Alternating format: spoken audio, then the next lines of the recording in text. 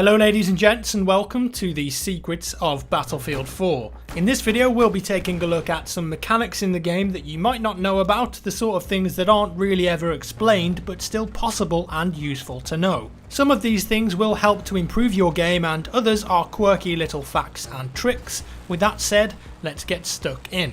The IFV and main battle tanks in the game have a secondary incendiary round which is selectable for the gunner seat. You can use this short range projectile to fire into groups of enemies and toast them. This works especially well in small areas and around MCOM stations. Moving on, when two players start a counter knife animation, they're both invincible until the animation ends. If you see this, you're better off saving your ammo and killing the enemy after the fact. If you fire at them mid animation, you're going to waste your ammo and find yourself needing to reload, and the enemy could turn the tables and kill you. By default, the M32 grenade launcher battle pickup gives you 12 shots when you acquire it. Not that many really. However, if you take the Grenadier field upgrade and get it to level 3, you'll be rewarded with more 40mm grenades for your trouble.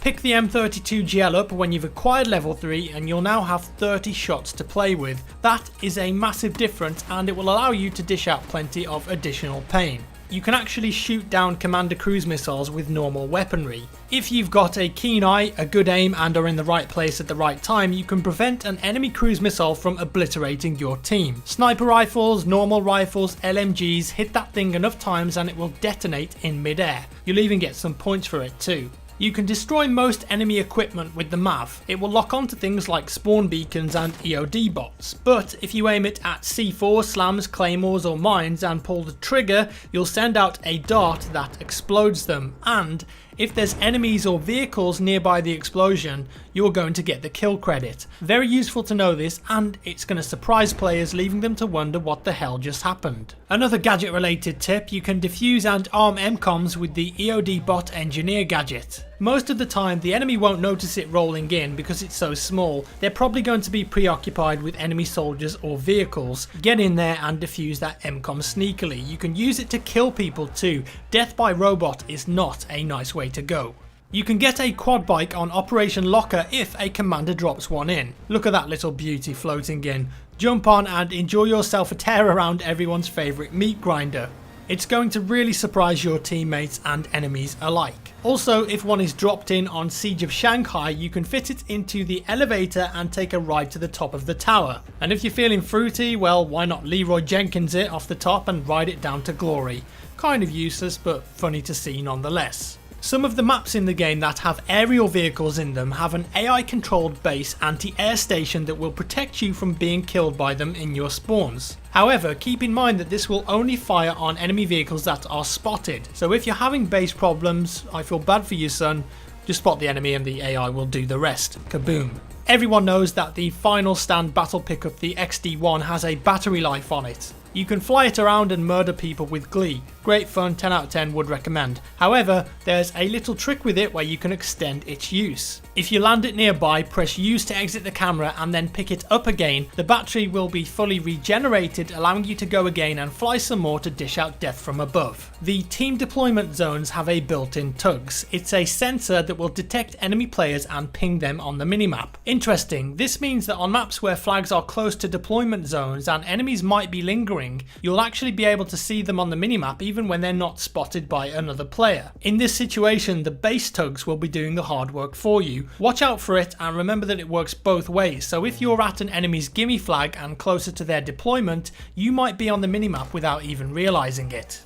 Cheeky little tip here for vehicles too, if you need to leave a vehicle, whatever the type is, the direction you're looking before you press the leave vehicle button will dictate where you end up outside it. This is pretty useful if you need to ensure you've got some cover when you bail out of a vehicle. It's a neat trick, especially when trying to escape a doomed vehicle versus a tank. The 50 cal sniper rifle will allow you to blow off doors and hatches from light transport vehicles like the MRAP.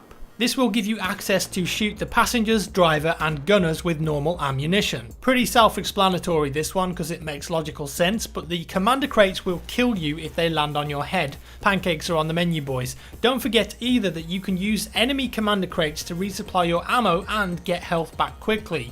Use the enemy's assets against them, very sneaky indeed. You can use the flag burn bar to ascertain how many enemies are on a point with you. In this example, we know there's only one other enemy in the flag radius because the bar is not moving. The burn therefore is equal. However, if the bar starts moving in the enemy's favour and fills up in orange, you are outnumbered and there are more bad guys than teammates on the point. The faster or slower the bar moves gives you an indication of exactly how outnumbered or in advantage you are. Use this to gather information and sniff out your enemies before capping the point. If you miss a TV missile shot, you don't have to wait for it to explode or time out before getting back to your gunner view. Press the use button when you're sure you've missed the target and you can save a few vital seconds and take control back. And finally, for LAVs and attack helicopters, make sure that as soon as you spawn into them, fire a shot and reload. The reason for doing this is that these vehicles use pocket ammunition systems that recharge over time. By firing and reloading straight away, you're going to ensure that you get the maximum number of shots possible within the shortest amount of time. So there we have it, that's all for today folks. I'm sure you already knew some of these secret mechanics, but if you didn't, I hope they helped out. If you want to learn about more tips and tricks like these, there's a great thread on the Battlefield 4 subreddit which I've linked in the description below,